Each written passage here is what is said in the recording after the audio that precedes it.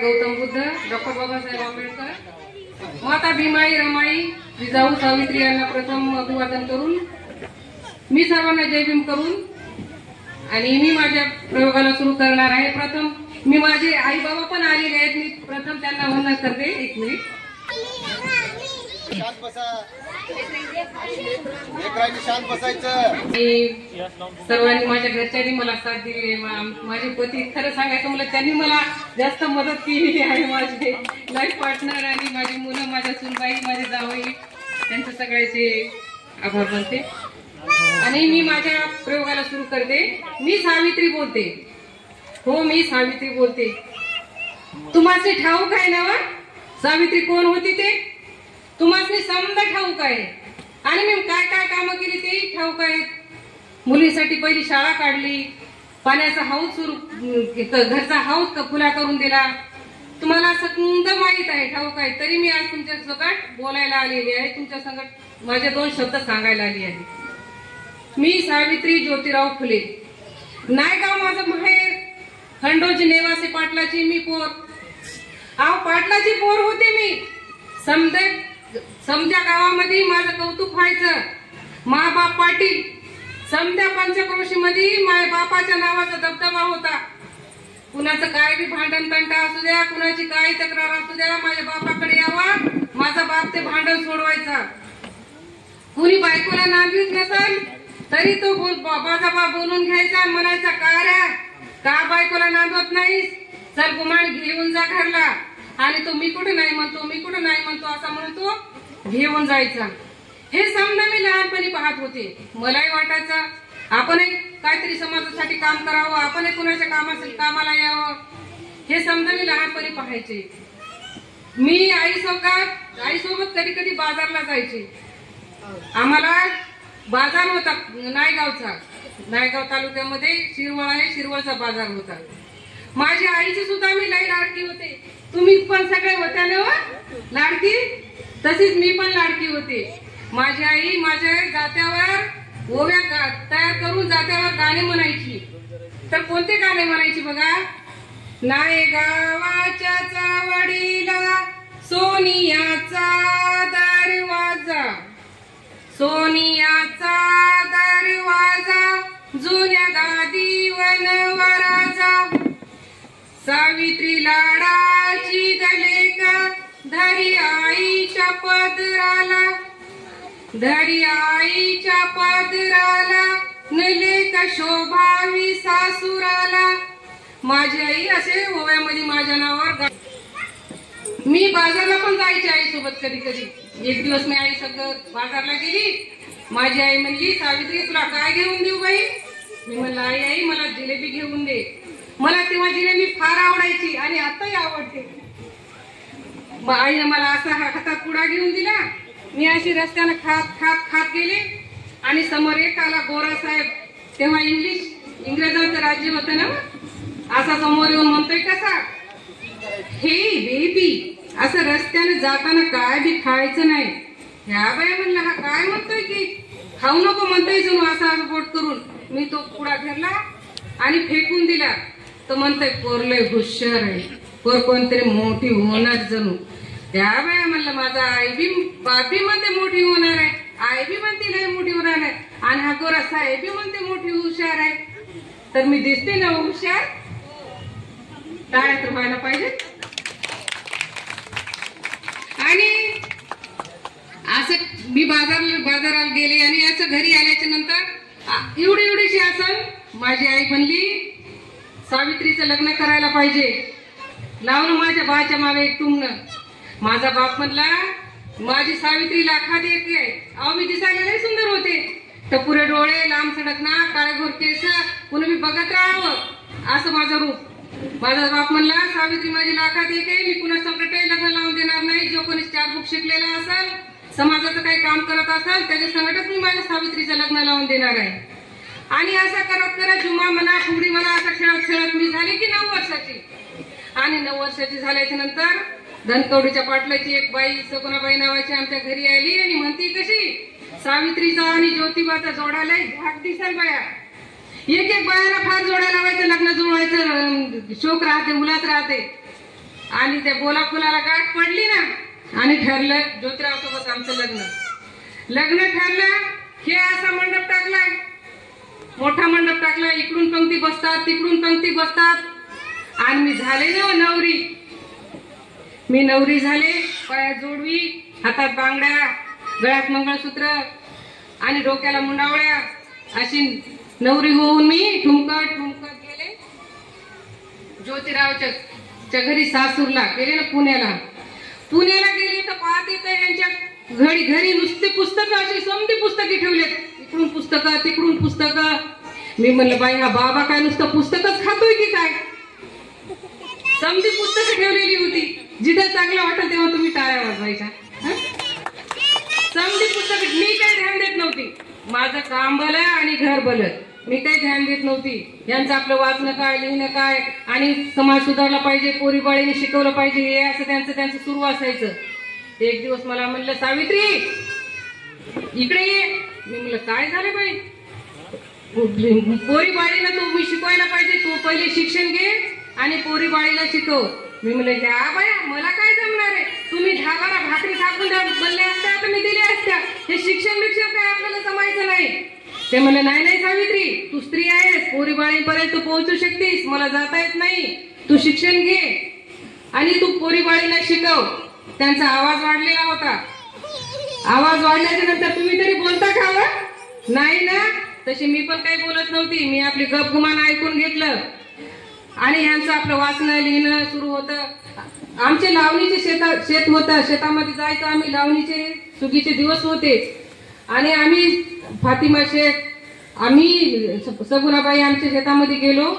दुपारच्याला असे लावणीचे याचे काम सुरू होते. यांनी मला बोलवलं, म्हणले सावित्री इकडे ये. मी म्हणलं आता मला झापणार नाही.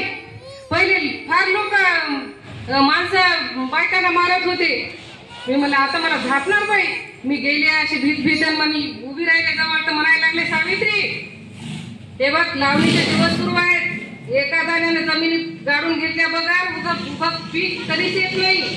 त्यासाठी समाजासाठी आपल्याला दोघांना जमिनीत गाडून घ्यावं लागेल, तेव्हा कुठे समाजाची निर्मिती होईल.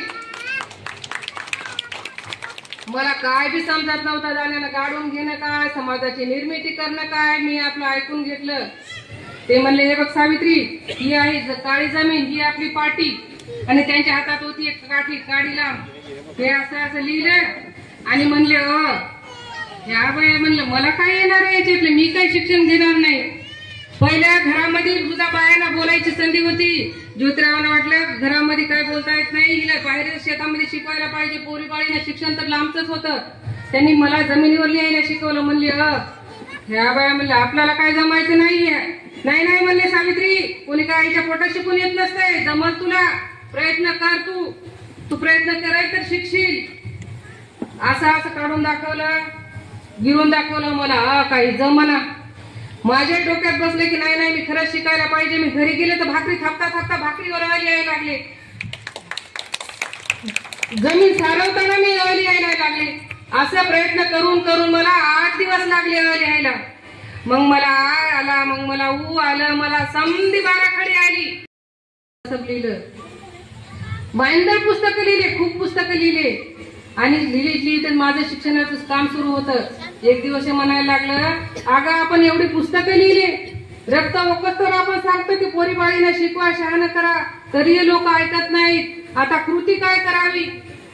तुम्ही पण लय विचार करता ना, काय कृती करावी. समाज सुधारला पाहिजे, काहीतरी केलं पाहिजे, समाजासाठी आपण पण झटलं पाहिजे, आपण पण काहीतरी बोललं पाहिजे, केलं पाहिजे. पण कुणी आपण नाही, आपल्यापासून नाही सुरू करायची, दुसऱ्याने केलं पाहिजे. तसंच आम्ही विचार करत होतो की आता काय करावं. आणि सकाळी विचार करत होतो तर पाठीमागून एक आवाज आला, पाणी वाढ ग माय, पाण्यात पोटात पाण्याचा थेंब नाही एक वाढ ग भर ग माय. आणि ह्यांच्या डोक्यामध्ये लख प्रकाश पडला. म्हणले सावित्री त्या समध्या लोकांना जाऊन सांग आमच्या हौदातलं पाणी घेऊन जा म्हणावं. आणि आम्ही बाहेर जाऊन समध्याला सांगितलं, गोरगरीब लोक पाणी, नदी नाल्याचं पाणी प्यायला सुद्धा आपल्याला गुरढोर पाणी, कुत्रे माणसं पाणी पित होते पण माणसाला पाणवठ्या देऊ देत नव्हते, आपल्याला पाणी पिऊ देत नव्हते. खालच्या समाजाला, माणसाला, गोरगरिबांना जाऊन सांग आमच्या हौदाचं पाणी घेऊन जा म्हणून. लोकांना मी सगळ्यांना बोलवलं बाहेरच्यांना, म्हणलं अरे आमचं हौदाचं पाणी घेऊन जा. ते गेले, बोलवून आणलं, त्यांच्या हातामध्ये वाढलं होतं. त्यांनी असं हौदाला भरलं, आपल्या आपल्या हाताने पाणी घेतलं, पाणी पिलं आणि त्यांचा आत्मा शांत झाला. पहिल्यांदा कुणाच्या तरी स्वतःच्या हाताने लोक पाणी पित होते आपले, नाहीतर पाणी वरून वाढायचे, पाण्याचा थेंब नाही तर नदी नाल्याचे पाणी घाण पाणी पित होते. समद्याचा आत्मा शांत झाला. हे म्हणले सावित्री, सगळं पुणे चेतून उठाल बघ, आपण हौद खुला करून दिलाय, त्या समाज सगळा चेतून उठाल, आपण काहीतरी पुन्हा करायला पाहिजे. माझ्या नवऱ्याला माहित होता कोणतं पाऊल कधी उचलायचं ते आणि काय करायचं ते, आणि ह्यांनी ते पाऊल उचललं आणि त्यांना समजलं की कृतीतून आपल्याला काहीतरी करता येते, आपण पुन्हा काहीतरी कृती करावं, आपण काहीतरी करावं, म्हणून आमचा प्रयत्न सुरूच होता. असं करत करत समाजाचं काम करणं, पुस्तक लिहिणं आणि माझी शाळेचं शिकवणं पोरीनं सुरू होतं. एक दिवस हे म्हणलं सावित्री, आपण पोरी बाळीचे केस कापू द्यायचे नाहीत, आपण नाव्याचा संप काढून आणायचा. पुन्हा कुणाला माहिती नाव्याचा संप कसा झाला ते, कशासाठी झाला ते, तेव्हा कुणी ऐकलं नाही. आता ऐका 2 मिनिटं. आम्ही नाव्याचा संप घडून आणला. लहान लहान पोरीची लग्न व्हायची, 5 वर्षाचं म्हणणं का, 2 वर्षाचं म्हणणं का, 6 महिन्याचं म्हणणं का, कधी कधी तर पाळणारा बाशिंग बांधायची, कधी कधी तर पोटाला चिक्का लावायची, तुमची मुलगी झाली तर आम्हाला द्या. अशी होती आपली भारताची संस्कृती, लय महान संस्कृती आपल्या भारताची. लहान लहान पोरीचे आणि लग्न कशा जोड्या कशा लावायचे बघा. 10 वर्षाची पोरगी 70 वर्षाचं डंगर, 5 वर्षाची मुलगी 60 वर्षाचे डंगर. अहो ते आज ना उद्या मरणारच की, आणि मेल्याच्या नंतर तिला सती जा म्हणायचे. ते सरण रचून ते त्याच्या सती प्रथा होती, तिला सजून मिळून त्याच्या प्रेतासोबत बसवायचे आणि ते पेटून द्यायचे, आणि तिचा आवाज ऐकू नये म्हणून असे जोरात जोरात ढोल वाजवायचे, आवाज बाहेर जाऊ नये म्हणून. आणि त्याच्यातून पोरी बाळी वाचून मिळून कोणी पळून गेल्या वाचल्या तर त्यांचे केस कापायचे, मुंडन करायचे. पोरी बायांचं सौंदर्य केसात असतं ना, म्हणून ही केस कापायचे. हे म्हणलं सावित्री, आपण आता इथून केस पोरीचे कापू द्यायचे नाही. आम्ही समध्या नाव्याला एक केलं, घरोघर गेलो, नाव्याला समजावून सांगितलं. मी सुद्धा म्हणलं, तुमच्या मोरी पाळीचे केस तुम्ही कापत होत्या का? नावी म्हणले, सावित्री माई तुम्ही खरं बोलता म्हणले. नाही आम्ही आता कापणार. समध्याने संप केला. 8 दिवस झाले, 15 दिवस झालं, महिना झाला, 2 महिने झालं. यांच्या रगाऱ्याला वाढायला लागलं ना दाढी कटिंग. पाहिलं ना आपण आता लॉकडाऊन मध्ये काय झालं ते. संप केल्याच्या नंतर सगळं बंद असल्याच्या नंतर काय होतंय ते, आणि सगळे लोक परेशान झाले. आर म्हणले आता काय करावे, ज्योतीच्या घरी जाऊन आता सांगावं लागते की आम्ही पोरीचे केस भादरणार नाही, पण आमच्या तरी दाढी कटिंग करा. आमच्या घरी येऊन म्हणायला लागले, अरे आमचं पोरीचं सोडा, पण आमच्या तर दाढी कटिंग करा. तिथून त्या पोरीची प्रथा, केस कापायची प्रथा बंद झाली, आणि मग यांची ही दाढी कटिंग करायला सुरू झाली. पण बाहेर लयवाचा व्हायचा कालवा या लोकांचा. ते म्हणले ज्योतिबाला जित्त काढला पाहिजे, त्याच्याबद्दल याची कामं थांबायची नाही. भारताला कापून काढायला एकटा माणूस निघाला. तिथून समजलं की आपण जुनी रूढी परंपरा मोडू शकतो, आपण जुन्या रूढीला सांभाळून ठेवलं, हे सगळं आपण काढू शकतो, आपण या रूढीच्या विरोधामध्ये जाऊन बोलू शकतो. हे आम्हाला तिथं विश्वास वाटला. आणि मग एक दिवस काय झालं, रातची 12च्या हे पुस्तक लिहित बसलं होतं. टक टक टक दरवाजावर आवाज आला. मग एवढ्या रातच्याला म्हणलं बाई कोण आला असेल. जाऊन पाहते, दार उघडलं तर 2 दांडगे लोक हातामध्ये कुऱ्हाडे घेऊन आले आणि म्हणाले, कुठं आहे ज्योतिराव, आम्हाला त्याची खांडोळी करायची, कुठं आहे ज्योतिराव. हे समोर आलं, म्हणतात काय रे काय झालं. मी आहे ज्योती, का खांडोळी करतायसा माझी. ते लोक म्हणले, आम्हाच काही ठाऊक नाही, आम्हाच पैसे भेटले ती तुमचे खांडोळी करायचे. अरे हो, तुम्हाला पैसे भेटल्यात, मला बरंच वाटेल माझा जीव गेला तर, तुम्हाला पैशासाठी घ्यायचा तर. पण मी काय म्हणतो ते तर आहे का. मी समाजासाठी काम करा, पोरीबाळीने शिकवा म्हणतो, समाज सुधारण्याचं काम करायलो मी, आणि तुम्ही मलाच मारतायचा. अरे ह्या कुऱ्हाडी ज्याने दिले त्याच्या हातामध्ये नेऊन द्या, कसं होतं त्याचं बघा. जीव गेला सोपं आहे का. त्या दोघांनी टक्कमक एकमेकाकडे पाहिलं आणि कुऱ्हाडी दिला फेकून, आणि म्हणायला लागले, ज्योतिराव आजपासून आम्ही तुमच्या पाठीशी आहे, तुमच्याकडे कोणी कानाडोळा करेल ना त्याची आम्ही खांडोळी करू. आणि मग उद्यापासून ज्योतिराव सोबत लोक दोन्ही फिरायला लागले अरे लोक परेशान झाली, बाहेरचे लोक म्हणजे यार काय ज्योती का जादू टोना चमत्कार आहे की काय? मारायला गेलेले मारेकीर लोक यायचे, रखवालदार म्हणून सोबत आहेत. परेशान झाले लोक. आमचं एक एक एक काम असं सुरूच होतं. आता पुन्हा कृती तरी काय करावं म्हणून आम्ही असं समाज सुधारण्याच्या गोष्टी करून हे करत होतो, पाहत होतो. तर एक दिवस सांच्याला 7 वाजता एका विधवेला हे घेऊन आले सोबत, विधवा महिलेला. मी पाहिलं तर म्हणलं बाई विधवा दिसती आणि पोटूशे, काय झालं असं? हे म्हणलं सावित्री, काशी गावाची विधवा आहे ही, जीव द्यायला निघाली होती नदीवर. हिच्यावर अन्याय अत्याचार झालेला आहे, आपण हिला पोरीसारखं सांभाळू.